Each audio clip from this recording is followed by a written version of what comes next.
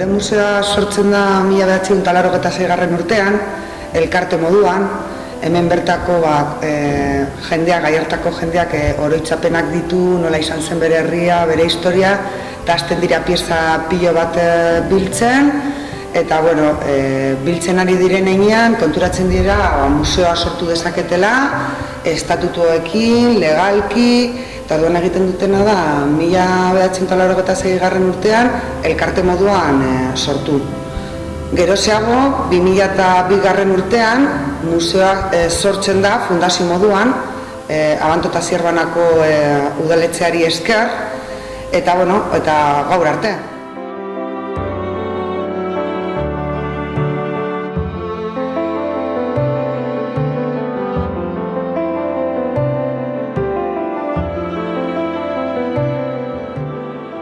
Ikus dezakezuen museo hontan, Euskal Herriko meatzaritzaren historia osoa ikas dezakezue, ikusi ditugun pieza guztiekin, maketak.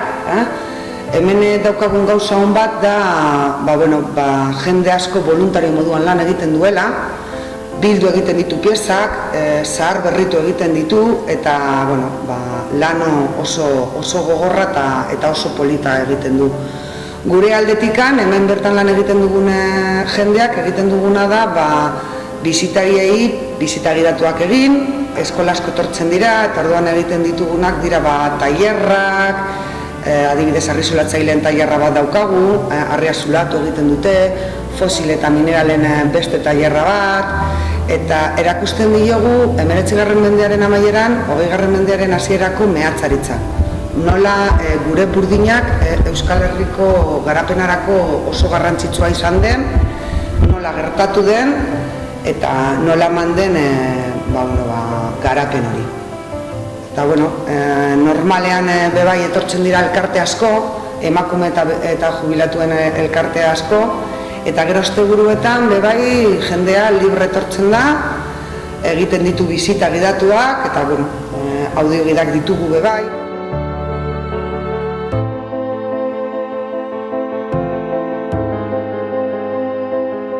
Petronorrek hasiera baten museoarekin hasi ginenean diru laguntza bat eman zigun, eta berari eskera adibidez kanpoaldean ditugun kolumpioak aurrentzako egin genituen. Eta geroxeago egiten duena da urtero laguntza bat ematen digu, eta segun eta zer beharrak ditugun, bertan gastatu egiten ditugu.